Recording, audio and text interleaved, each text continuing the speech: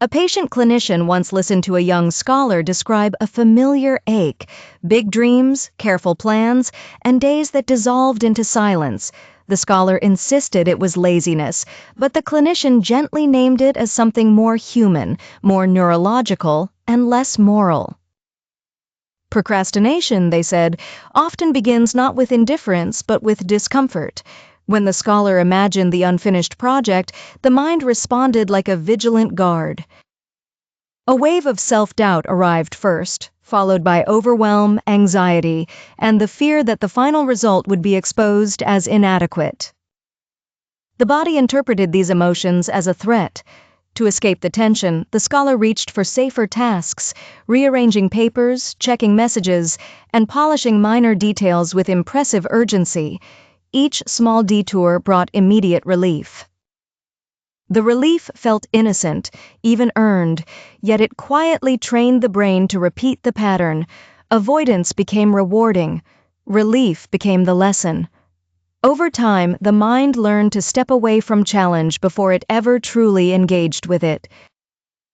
The clinician described this as a conflict inside the nervous system. One part of the brain behaved like an alarm, sounding fear at the first hint of difficulty. Another part was responsible for steady, intention-driven action, but it often entered the scene too late, after the emotional storm had already taken command. In those moments, the alarm did not lie. It simply overestimated the danger.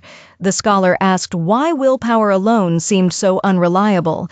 The clinician answered with care, because the brain does not respond well to commands issued in panic. It responds to sequence, repetition, and safety. When a person keeps waiting for confidence before beginning, the brain keeps waiting too. The fear remains unchallenged, and the delay hardens into habit. Then came the most practical truth of the session. The way out was not to conquer the whole task, but to interrupt the loop at its first breath. Name the feeling. Say overwhelmed, anxious, afraid it will not be good enough. Naming it turns confusion into information. It moves the person from being inside the emotion to observing it with enough distance to choose differently. Next, shrink the task until it no longer provokes alarm. Open the document, write for 5 minutes, put on the shoes, read 1 page. The nervous system is less threatened by a beginning it can understand. Starting small does not insult ambition. It protects it. The scholar began to see the pattern with new honesty. Many of the so-called productive detours were only disguises. Perfectionism was fear wearing polished clothes. Busy work was a way to feel capable without risking failure. Even careful planning could become a sanctuary from action. The mind preferred the comfort of preparation over the vulnerability of performance. After a week of practicing tiny beginnings, the scholar noticed something unexpected. The dread still appeared, but it no longer ruled the room. 5 minutes often became 15.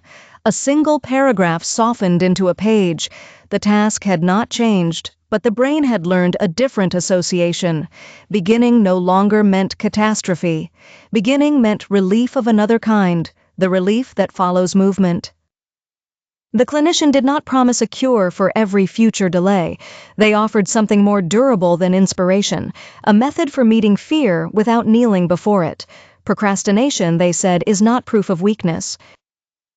It is a habit of protection that can be retrained, and the first act of retraining is not grand. It is simply this: start while the fear is still speaking and let action answer first.